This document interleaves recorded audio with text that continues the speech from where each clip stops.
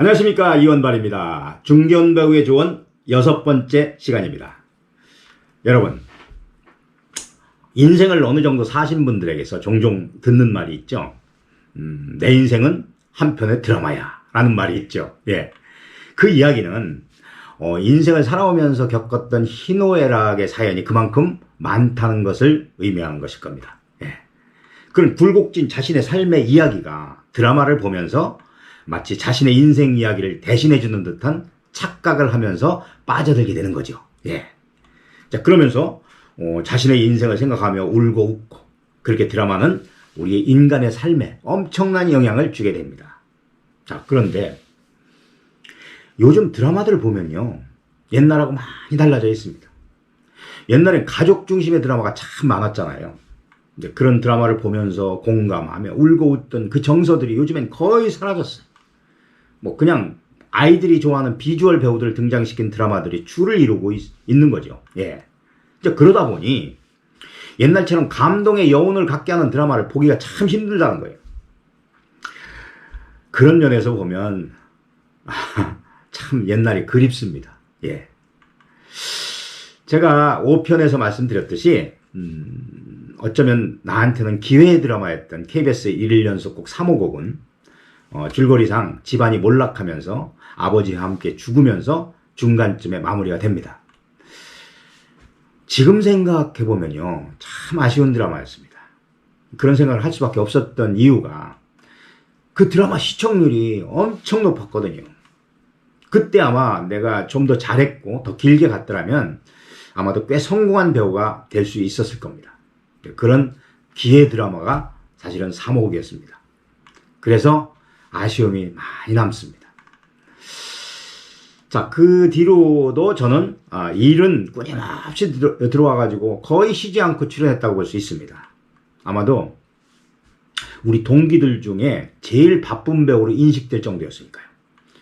그런데 1990년에 저한테 또 한 번의 기회가 찾아옵니다. KBS 주말 연속곡 야망의 세월이라고 그 당시 그 현대건설 회장이었던 이명박 씨 일대기를 다룬 드라마였는데, 그때 그 유인촌 선배가 주인공 이명박 역을 맡았었죠. 그 드라마에서 저는 중앙정보부 요원 역으로 딱 2회 나오는 배역으로 출연을 하게 됩니다.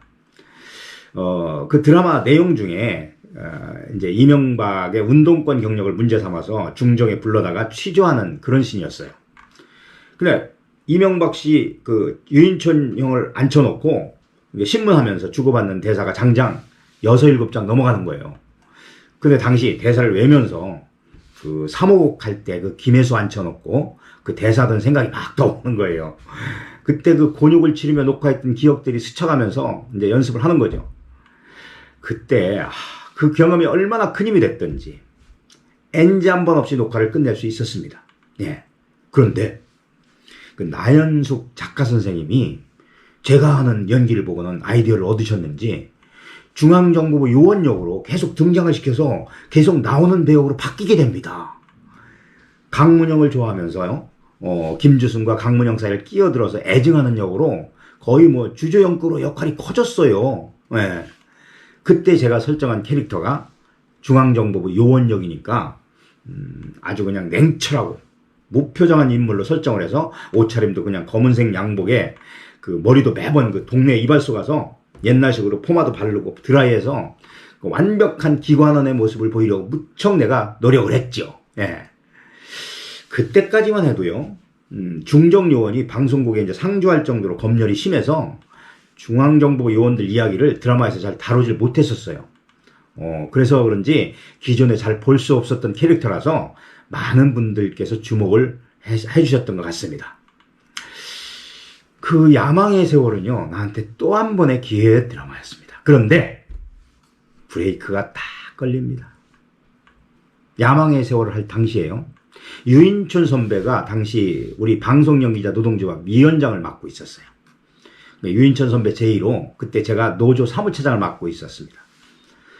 제가 한번 뭐를 하면 대충 못하는 성격이거든요. 예, 열심히 했죠. 유인천 위원장하고 사무실에서 일주일 동안 돗자리 깔고 자면서 전체 조합원 파업도 이끌어보고요. 그때 그렇게 노력해가지고 그때부터 방송국에서 노조 복지기금도 타낼 수 있었습니다. 예. 어쨌든 드라마가 끝나고 나중에 이제 친한 PD에게 들은 이야기입니다만, 제가 야망의 세월로 연기상 노미네이트까지 올라갔었는데 드라마 제작국장이 노조일 본다는 이유로 강력하게 반대를 해서 무산되었다는 이야기를 제가 들었어요.